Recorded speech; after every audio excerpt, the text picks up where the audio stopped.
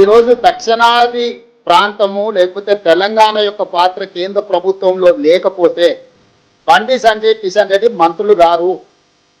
Gate బయటనే నించొని మోడీ గారికి వచ్చేవాడికి పోయేవాడికి నమస్కారం పెట్టుడు తప్ప దేనికి పనికిరారు. బంట్రోతులుగా మారాల్సి వస్తుంది కేంద్ర మంత్రులుగా ఉన్న వీళ్ళు. ఈ పరిస్థితి వాళ్ళకు కూడా వస్తుంది ఎల్లుండి పొద్దున్నే. ఇప్పుడు రాజకీయాలలో ఉన్నప్పుడు వాళ్ళు ఏమనుకుంటారు, వచ్చే తరానికి వస్తుందేమో మాకేముంది లేని. ఇది అమలు కాగానే వీళ్ళు అవసరమే లేదు. ప్రభుత్వ ఏర్పాటులో తెలంగాణ పాత్రనే ఉండదు. కేంద్ర ప్రభుత్వంలో తెలంగాణ పాత్ర లేనప్పుడు వీళ్ళకేమిస్తారు? బంట్రోతు ఉద్యోగం కూడా ఇయ్యరు. ఫస్ట్ అది అర్థం చేసుకోమని వాళ్ళని ఫస్ట్ సమస్యను అర్థం చేసుకోమని. సమస్యను అర్థం చేసుకున్నాక ఎవరి మీద ఆరోపణలు చేయాలా, ఎవరిని నిలదీయాలనేది మళ్ళీ చెప్తే చేద్దాం. అంతే తప్ప మోడీ గారు చెప్పింది కాబట్టి మేము గుడ్డే దిశలో మేము పోతామని అంటే అది మొత్తం ప్రజలకే నష్టం జరుగుతుంది.